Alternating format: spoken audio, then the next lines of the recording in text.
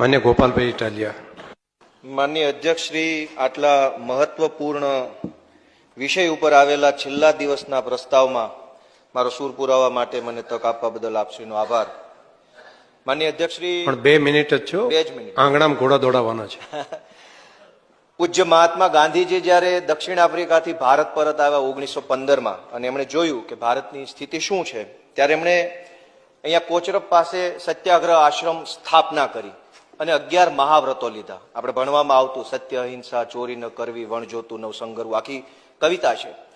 એમાંનો એક જે એમનો સિદ્ધાંત હતો એ સ્વદેશી અપનાવવાનો વિચાર હતો. એટલે એક યા બીજી રીતે આપણે અત્યારે આ સદન ગાંધીજીના વિચાર ઉપર ચર્ચા કરી રહ્યું છે અને જે ગાંધીનો વિચાર છે એ જ આમ આદમી પાર્ટીનો અમારો વિચાર છે, માટે અમે એમાં સંમત છીએ. અને જ્યારે આપણા ભારત દેશની કે આપણા દેશના ઉત્પાદનની વાત થતી હોય તો એમાં અમે અસંમત ક્યારેય હોઈ શકીએ નહીં. એટલે માનની સભ્ય પ્રસ્તાવ જે લાવ્યા છે એમણે કીધું, પણ અમે તો અહીંયા હાજર છીએ.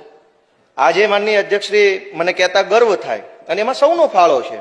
આજે મજૂરો વિશેનું બિલ આજ ગૃહમાં આવ્યું, મજૂરોએ આ દેશનું ઘડતર કર્યું.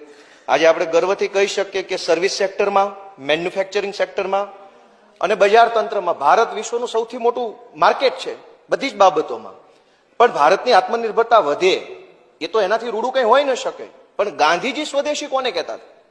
ગાંધીજીના સ્વદેશી શબ્દની વ્યાખ્યા એમ હતી કે મારા દેશમાં જ બનેલો માલ લઈશ એમ નહીં, મારી નજીકમાં જે માલ બન્યો છે ને એને હું લઈશ, એ મારો સ્વદેશીનો સિદ્ધાંત છે. નજીકનો માલ લઈશ તો નજીક વાળો કમાશે, મને સસ્તી સારી નજીકથી વસ્તુ મળશે. પણ આપણા દેશમાં સ્વદેશીનું મહત્વ વધે એના માટેનો પ્રયાસ કોઈ સરકાર, કોઈ નેતા કરે તો એને અમે સરાહના આપીએ છીએ, સારી બાબત છે. નાની નાની વસ્તુ આજે માનો કે દેશમાં નથી બનતી તો આપણે એની ટીકા ઉપર નથી જવું કે આઈપેડ છે એ સ્વદેશી નથી. આપણે એમ કહીએ કે પ્રયાસ જે થઈ રહ્યો છે એમાં બધા જોડાશે, પક્ષ, વિપક્ષ, અપક્ષ, નિષ્પક્ષ, તો બધા મળીને ભારતને આગળ લઈ જવાની સંકલ્પના કરીએ એવી અમારા